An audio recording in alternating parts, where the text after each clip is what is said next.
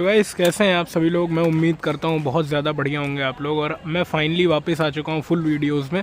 अभी तक शॉर्ट्स तो कहीं ना कहीं ऑलमोस्ट रेगुलर ही आ रही थी अपने चैनल पे, पर भाई फुल वीडियोस हम बहुत दिनों से लैग कर रहे थे। तो आज की इस वीडियो में हम अपनी टाटा सफारी डाइकॉर को सिटी में ड्राइव करेंगे।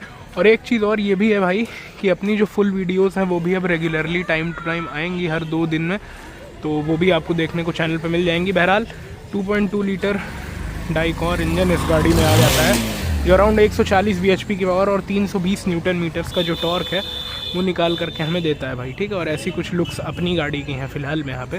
तो चलो अब एक बार अंदर बैठते हैं भाई और ड्राइव करते हैं गाड़ी को। ये सॉरी गाइस, माइक्रोफाइबर मैंने यहीं पे छोड़ दिया था। खैर कुछ इस तरीके से भाई। हाइट बहुत ज़्यादा है गाड़ी की, मतलब जो लोग मेरी वीडियोस पहले से देखते हैं उनको तो सफारी के बारे में लगभग सब कुछ पता है भाई। एक बहुत ही ज़्यादा ज़बरदस्त एसयूवी है। आज ही मैंने इसको खुद से पूरी वॉश किया है और लुक्स आप लोग बताना कमेंट्स में भी कैसे आ रहे हैं। बहुत टाइम से खड़ी हुई थी तो सेल्फ लंबा जाएगा ही, ऑब्वियस सी बात है। बट अब हम इसे थोड़ा सा जैसे ही ड्राइव करेंगे ना तो उसके बाद जो है गाड़ी का सेल्फ सही आएगा। और कुछ इस तरह से सीट बेल्ट लगा लेते हैं। और एक चीज़ भाई ये भी है कि जैसे हाँ ठीक है, एक चीज़ भाई ये भी है कि जैसे जब आप ऐसी कोई वीडियोस वगैरह बनाते हो और अपने जो हेड है उस पर माउंट कर लेते हो कैमरास को या फिर फ़ोन को, जो भी है, तो लोग आपको बड़ी टेढ़ी निगाहों से देखते हैं। जैसे कि आप लोग देख ही सकते हैं कि मतलब ऐसा लगता है जैसे एलियन आ गया हो, ऐसे देखते हैं भाई। खैर कोई मतलब नहीं है, मुझे 7-8 साल का एक्सपीरियंस है यूट्यूब में, तो अब मुझे इन सब चीज़ों से गाइस फ़र्क नहीं पड़ता। मुझे फ़र्क नहीं पड़ता कि कोई मेरे बारे में क्या सोचता है भाई, है ना। खैर बात करते हैं गाड़ी के बारे में। सबसे पहली चीज़, ये वाली पर्टिकुलर जो कार है ये 2012 मॉडल है और अभी सिर्फ और सिर्फ 46,000 किलोमीटर्स ही चली है। अपनी ही गाड़ी है भाई और काफ़ी ज़्यादा कम चलने वाली गाड़ी में से एक ही रही है, क्योंकि हम पहले लखनऊ में रहते थे और छोटी सिटी में, वो बड़ी सिटी में छोटी गाड़ी ज़्यादा प्रेफरेबल होती है ना। तो इसलिए हम लोग Hyundai Eon को ज़्यादा प्रेफर करते थे। जो Eon है वो इससे 1 महीने बाद आई थी, लेकिन वो चली है अराउंड ये मान के चलो भाई, वो चली है 96,000 किलोमीटर्स और ये अभी तक सिर्फ और सिर्फ 46,000 किलोमीटर्स ही चली है 13 साल में। जेन्युइन चली, हम ऐसा नहीं कि भाई मीटर बैक हो इसका, ऐसी कोई चीज़ इस गाड़ी के साथ में अपनी नहीं रही है।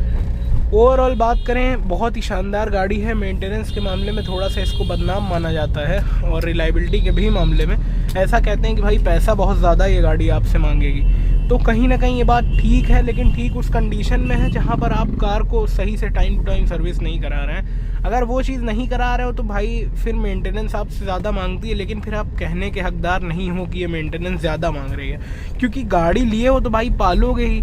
बच्चा पैदा किए पढ़ाओगे नहीं भाई, फिर कहने लगोगे कि वो जो है साला स्कूल जाना चाहता है, तो गलत बात है ना। या तो गाड़ी ही मत लो, और लो तो फिर उसकी टाइम टू टाइम सर्विस कराओ। वैसे अगर भाई देखा जाए तो हमसे अभी तक इस गाड़ी ने एज सच कोई मेजर खर्च नहीं मांगा है, क्योंकि हम लोग टाइम टू टाइम सर्विस कराते हैं। बस एक बार इसकी टाइमिंग बेल्ट जो है वो टूट गई थी, और उसके पीछे रीज़न ये है कि अगर कोई गाड़ी ज़्यादा लंबे टाइम तक खड़ी रहती है और कम चलती है तो जो टाइमिंग बेल्ट है ना वो हार्ड हो जाती है, क्योंकि है तो भाई रबर की ही वो।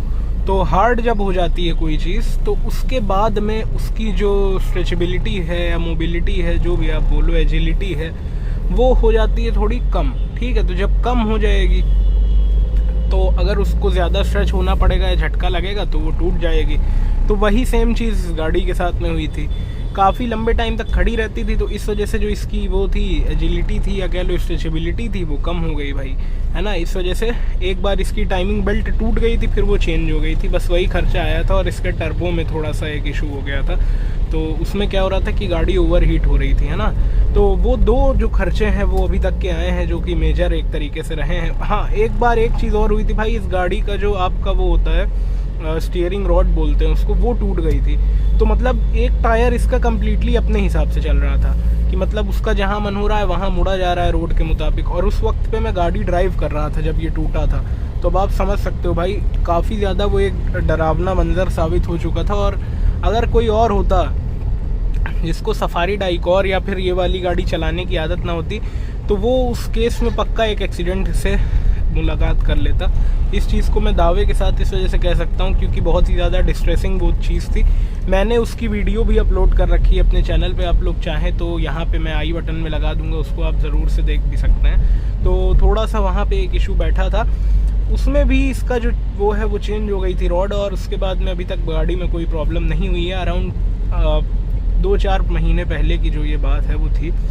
बाकी बात करें अगर गाड़ी के सस्पेंशन की, तो सस्पेंशन भाई काफ़ी ज़्यादा अच्छे हैं, इसके गड्ढे वगैरह बहुत फील नहीं होते हैं, मतलब बहुत ही ज़्यादा सॉफ्ट सस्पेंशन इस गाड़ी के रहते हैं, जिसकी वजह से इसमें बॉडी रोल भी ठीक ठाक आपको मिलता है। लेकिन फिर भी यार जो स्कॉर्पियो पुरानी वाली आती थी उसके कंपैरिजन में काफ़ी ज़्यादा इसका जो बॉडी रोल है वो कंट्रोल्ड और मेंटेन्ड है। हाई स्पीड स्टेबिलिटी गाड़ी में आपको 140-150 तक बहुत अच्छी देखने को मिल जाती है, और उससे ज़्यादा तेज़ मैं रिकमेंड नहीं करता कि आप चलाओ, ना मैंने चलाया है भाई, क्योंकि मैं नियमों का पालन करता हूँ, तो इस वजह से मुझे आइडिया भी नहीं है कि क्या होगा उस केस में, है ना, स्टेबल है या गाड़ी या नहीं है, वो चीज़ मुझे नहीं पता क्योंकि मैंने नहीं चला रखी उस स्पीड पे। लेकिन 140-150 तक गाड़ी बहुत ज़्यादा स्टेबल रहेगी, इस चीज़ को मैं दावे के साथ कह सकता हूँ। आपको फील नहीं होगा कि आप कहीं बहुत एक ऊंची गाड़ी चला रहे हो, लेकिन वो चीज़ तब तक नहीं फील होगी जब तक आप गाड़ी से कोई टर्न या फिर कट वगैरह नहीं करते हो। अगर आप टर्न लेते हो या कट करते हो 140-150 की स्पीड में, तो मुझे लगता है इस साइज़ की कोई सी भी गाड़ी जो है वो थोड़ा सा प्रॉब्लम क्रिएट करेगी, और सेम टू सेम सिचुएशन जो है वो इसके साथ में भी रहती है। तो ये चीज़ें हैं। एक ओनर के तौर पे मैं बताऊं किन लोगों को ये गाड़ी खरीदनी चाहिए। भाई देखो, इसकी जो रोड प्रेजेंस है ना, वो सबसे बड़ी यूएसपी इस गाड़ी की कहीं ना कहीं रहती है। ठीक है, 2 यूएसपीज़ हैं इस गाड़ी की। सबसे पहली तो रोड प्रेजेंस, बहुत ज़्यादा ज़बरदस्त रोड प्रेजेंस है इसकी। आज की भी डेट में ये गाड़ी आपको कहीं से भी नीचे फील नहीं कराएगी, कहीं से भी आपको ऐसा फील नहीं होगा कि आप एक पुरानी गाड़ी ड्राइव कर रहे हो। और सफारी नाम एक ऐसा है कि मतलब ये गाड़ी जैसे ही सामने से आती है तो जो लोग हैं उनको देख के लगता है कि नहीं यार, एक है ये किंग है। और एक मतलब जितनी भी एसयूवीज़ अभी रोड पे दौड़ रही हैं ना, इन सब से कहीं ना कहीं ये ऊपर है, क्योंकि इन सब के पहले ये आई थी और इसने जो अपना नाम बनाया था वो बहुत ज़्यादा अल्टीमेट था। तो उस चीज़ को मैच करना आज की डेट में या फिर पहले की डेट में तो बहुत ही मुश्किल था, आज की डेट में भी मुश्किल ही रहेगा और हमेशा रहेगा ही मुश्किल, क्योंकि भाई जो एक लेगेसी है वो कभी कोई कॉपी नहीं कर सकता। आप प्रोडक्ट कॉपी करके कुछ निकाल दो, लेकिन जो एक लेगेसी है वो एज इट इज़ रहती है हमेशा, है ना। यहाँ से एक यू टर्न लेते हैं, अब यू टर्न ले रहे हैं तो भाई टर्निंग रेडियस के बारे में भी बात हम लोग ज़रूर से करेंगे। टर्निंग रेडियस गाड़ी का अच्छा खासा यहाँ पे रहने वाला है, अराउंड 5 मीटर के समथिंग शायद से था, एग्जैक्टली मुझे याद नहीं कितना था, लेकिन लगभग इतना ही था, 5 मीटर के अप्रॉक्सीमेटली, है ना। टर्निंग रेडियस गाड़ी का अच्छा खासा है। जब भी आपको गाड़ी घुमानी है तो एक अच्छी जगह देख के ही घुमाओ, और मैं यही सजेशन देता हूँ कि टाटा सफारी डाइकॉर को आप मोस्टली ट्राई करो कि ज़्यादा टाइट स्पेसेस में या ज़्यादा ट्रैफिक में आप मत चलाएं जब तक आपकी आदत नहीं है। क्योंकि जब स्टार्टिंग में मैंने इसको ड्राइव करना शुरू किया था उस टाइम पे एक बार मतलब मैं ट्रैफिक की सिचुएशन से फंस गया था, और इसका भाई क्लच काफ़ी ज़्यादा हार्ड है, क्योंकि एक रगेड एसयूवी है।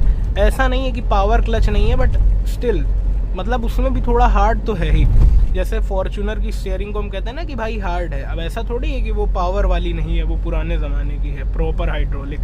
लेकिन हाइड्रोलिक है मतलब पावर नहीं भी है, लेकिन फिर भी इतना लाइट नहीं है उसका स्टीयरिंग, है ना। इलेक्ट्रिक स्टीयरिंग नहीं है उसका, इलेक्ट्रिक पावर स्टीयरिंग। उसी तरीके से इसका भी है, इसका भी स्टीयरिंग हो या क्लच हो, ये सारी चीज़ें आपको थोड़ा हार्ड फील होंगी बाकी गाड़ियों के कंपैरिजन में। तो ये एक बात इस गाड़ी में ज़रूर से है ना। तो ट्रैफिक में और टाइट स्पेसेस में आप इसको तब तक मत ड्राइव करिए जब तक आप इसके आदी नहीं हो जाते, जब तक आपके हाथ में जैसे कहते हैं ना लग गई है गाड़ी, जब तक वो वाली चीज़ नहीं होती है तब तक कोशिश करो कि ना इसको ड्राइव आप करो कहीं पे भी टाइट स्पेसेस में। ये 2 चीज़ें हैं जो बेसिकली मुझे लगता है कि मुझे आपको बताना चाहिए। अब बात करें भाई अगर इसके आरपीएम की, जो इंजन की एक वो चीज़ है भाई बहुत ज़्यादा अच्छी है। अभी ये 4थे गियर में है और 60 के अराउंड की स्पीड में ये सिर्फ 1500 आरपीएम पे है, तो छठा गियर इसमें नहीं है। बट जब भी आप हाईवे पे 5th गियर में इसको अराउंड 100 to 110, 115, 120 के समथिंग चलाओगे तो 2000 आरपीएम पे जो है कार अपने 5th गियर में रहेगी। तो वो जो एक कोऑर्डिनेशन है वो इसमें बहुत अच्छा खासा दिया हुआ है। अब यहाँ पे मैं आपको ब्रेकर के बाद में 1st गियर एंगेज करके थोड़ा सा इसका पिकअप दिखाता हूँ, ठीक है।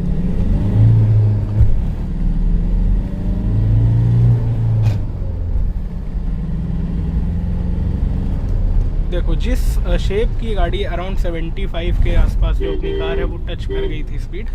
और अभी जैसे मैंने यहाँ से एक EcoSport आई, तो जिस हिसाब से मैंने गाड़ी को कंट्रोल किया, आप लोगों को मैं बिल्कुल भी ये सलाह नहीं देता कि आप लोग ऐसे ड्राइव करें, ना मैं करूँगा, ये मुझसे एक गलती ज़रूर से हुई है। बट कंट्रोल इस गाड़ी में जो है, कंट्रोलिंग उतनी ज़्यादा अच्छी नहीं है। जिसके हाथ में कार नहीं लगी है उससे मैं यही कहूँगा कि आप पहले इसकी आदत बनाइए, उसके बाद में इससे थोड़ा सा भी रिस्क लीजिए, क्योंकि भाई बॉडी रोल बहुत है, तो मतलब मनोवरेबिलिटी जो है इसकी थोड़ी सी टफ रहती है न्यू ड्राइवर्स के लिए।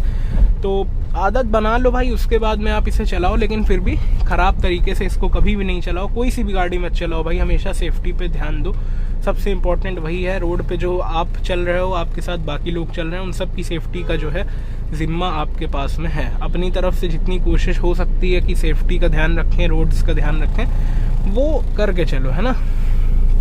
ये चीज़ मैं आप सभी लोगों को रिकमेंड करूँगा। और ऐसे बीच सड़क में भाई गाड़ी मत रोका करो यार, ये बहुत गलत बात है। चलो, बाकी रोड प्रेजेंस के मामले में इस गाड़ी का कोई तोड़ नहीं है, बहुत ज़्यादा ज़बरदस्त इसकी रोड प्रेजेंस रहती है। जब बाहर से चल के आती है भाई, जिस तरीके से ये थोड़ा सा ऐसे ऐसे हिलती है ना, वो चीज़ यार मतलब दूसरी किसी गाड़ी में फील ही नहीं होती। और इसकी लुक्स आज की डेट में भी कहीं ना कहीं A1 क्वालिटी की इसकी लुक्स है, मतलब बहुत ज़्यादा ज़बरदस्त ये आपको गाड़ी फील देने वाली है और काफ़ी अच्छी गाड़ी है। अगर आपकी प्रायोरिटीज़ जो है वो एक रोड प्रेजेंस है, उसके अलावा एक ऐसी गाड़ी जो कि थोड़ी धाक जमा के चले आज की डेट में कम बजट में, तो आप इस गाड़ी की तरफ ज़रूर जा सकते हैं। मेंटेनेंस की बात मैं आपसे यही कहूँगा, अब देखो सेकेंड हैंड मार्केट में मिलेगी तो थोड़ा अच्छी गाड़ी तलाशो जो कि मेंटेन्ड हो। वैसे तो बड़ा मुश्किल है, क्योंकि जिसकी गाड़ी मेंटेन्ड है वो सेल ही नहीं करता, जैसे हम ही लोग हैं, है ना। तो जिसकी गाड़ी अच्छी क्वालिटी की होती है, अच्छा उसका कंडीशन होती है, वो इंसान मोस्टली कार जो है अपनी वो सेल नहीं करता है, और वही करते हैं जिनकी थोड़ी ख़राब कंडीशन होती है। बट फिर भी कहीं ना कहीं ऐसा है कि मिल तो जानी ही चाहिए। तो अच्छी कंडीशन की गाड़ी लो, उसके बाद में टाइमली सर्विस कराओ। पार्ट्स की अवेलेबिलिटी थोड़ा सा इसकी है गड़बड़ है भाई, पार्ट्स आने में टाइम लगता है सर्विस सेंटर में, लेकिन फिर भी मिल जाते हैं, ठीक है, थोड़ा लंबे टाइम के बाद ही सही, पर मिल जाते हैं। बाकी फीचर्स इसमें आपको ज़रूरत के सारे मिल जाएंगे। फॉलो मी होम हेडलैम्प्स हो गया, म्यूज़िक सिस्टम हो गया, 6 स्पीकर्स आते हैं जिसमें 2 ट्विटर और 4 कंपोनेंट्स हैं एल्पाइन के कंपनी फिटेड। रियर AC ऊपर भी है, नीचे भी है, ठीक है। यहाँ पे 2 कप होल्डर्स हैं, बॉटल होल्डर्स जो भी हैं। 12V का चार्जिंग सॉकेट है, पीछे एस्ट्रे है। उसके अलावा यहाँ पे भी एस्ट्रे और 12V का चार्जिंग सॉकेट आता है, जो कि इस स्क्रीन की वजह से हटाना पड़ा। बाकी ग्लव बॉक्स, कंफर्ट के मामले में गाड़ी में कोई प्रॉब्लम नहीं है। तो मैं आपसे यही कहूँगा कि अगर आप आज की डेट में एक सेकेंड हैंड टाटा सफारी डाइकॉर लेने का प्लान कर रहे हो तो ज़रूर आप ले सकते हो, बशर्ते जो गाड़ी है उसकी कंडीशन अच्छी होनी चाहिए, जो भी आप गाड़ी परचेज़ कर रहे हो। और जो आपकी गाड़ी है उसकी टाइम टू टाइम आप सर्विस कराइए और मस्त चलाइए। इतना ही था इस वाली वीडियो के लिए। अगर आपके कोई क्वेश्चंस है तो आप कमेंट्स में पूछ सकते हैं। AK_Akshat99 ये मेरा इंस्टाग्राम है, वहाँ पे भी आप अपने सवाल पूछ सकते हैं, मुझसे बातचीत कर सकते हैं। तो मिलते हैं न्यू वीडियो में, तब तक के लिए thanks for watching, bye bye.